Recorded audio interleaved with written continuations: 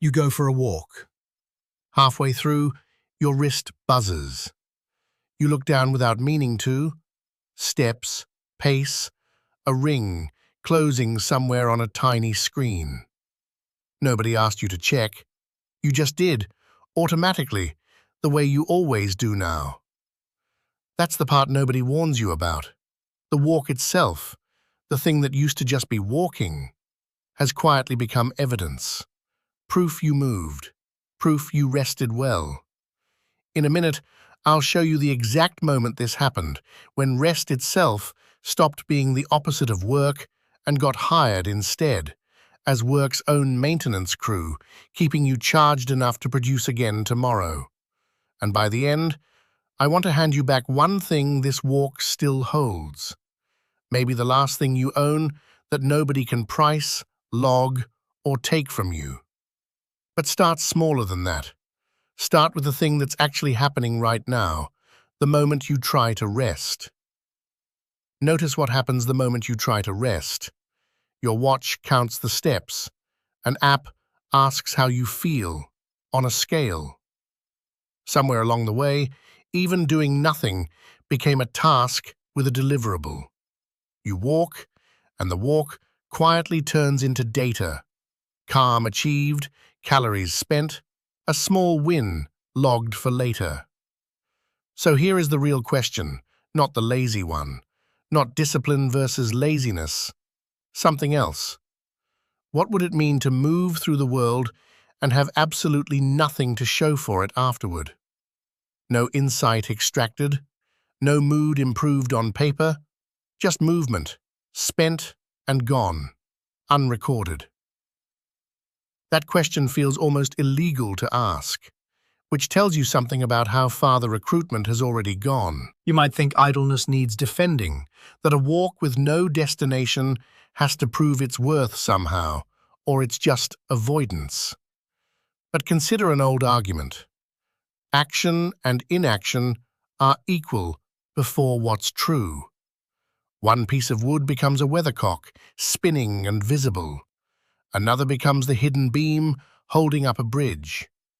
The virtue in the wood doesn't care which job it gets. It was already there. A poor mind, the thinking goes, can't feel real unless it wears an outside badge, a title, a metric, a visible outcome. A rich mind can lie in the sun and simply be, and that is already a form of thinking. Your walk doesn't need a badge to be legitimate. The demand for one is the illegitimate part. But the badge demand didn't come from nowhere. Somewhere along the way, rest itself got hired. It isn't the opposite of work anymore. It's work's maintenance crew, keeping you charged enough to produce again tomorrow. There's an old image of a man napping half an hour after dinner who wakes up and immediately asks, "What's the news?" as if the whole world had been standing guard for him while he closed his eyes.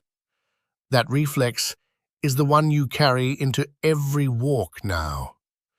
30 seconds of stillness, and your mind is already asking, "What did I get from that?" We are, as one old writer put it, determined to be starved before we're even hungry.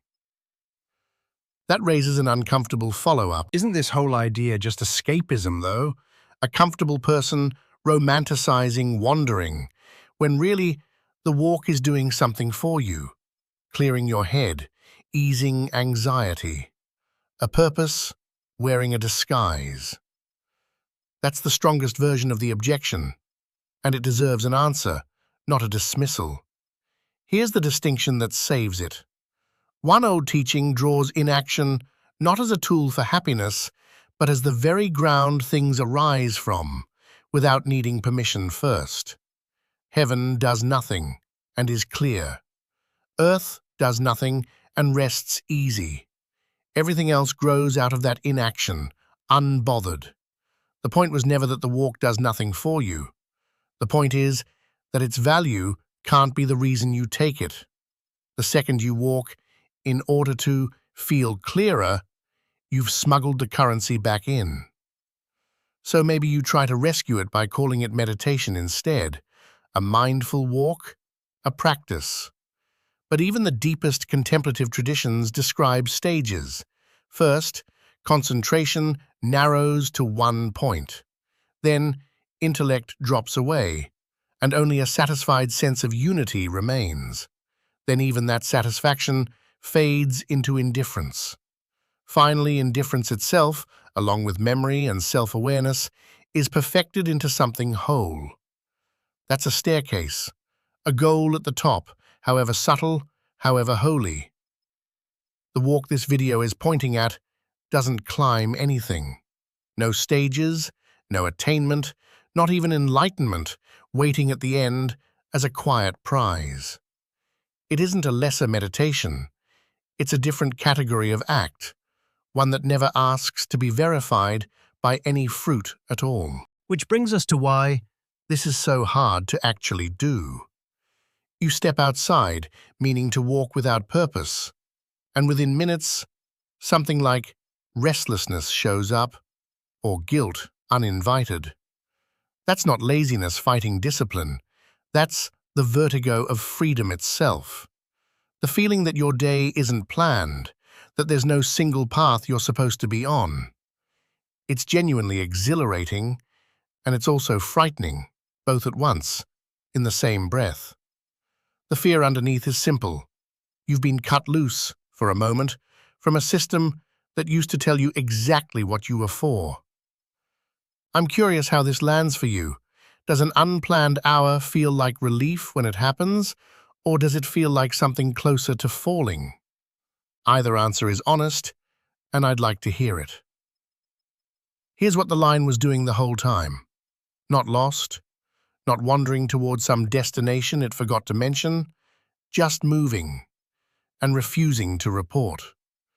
That refusal is not an absence of purpose, it's a total suspension.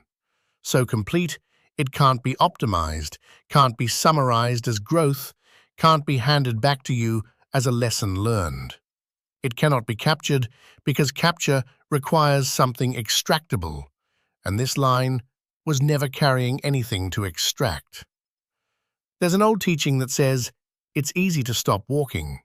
The difficulty is walking without touching the ground. Meaning, even stillness gets weighed down by the need to land somewhere, mean something, prove something. The walk without destination is the rare motion that never touches that ground at all. So the walk ends eventually. They all do. But this time, nothing was collected. No steps worth boasting about, no insight to journal, no calm you can point to and say, see, it worked.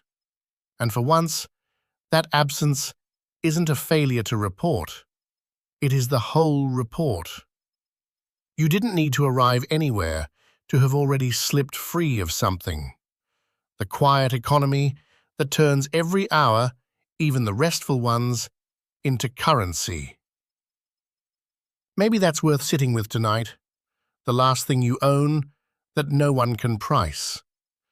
Next time you feel that itch to check what the walk gave you, you might just let the question go unanswered, and tell me, if you do, what that felt like.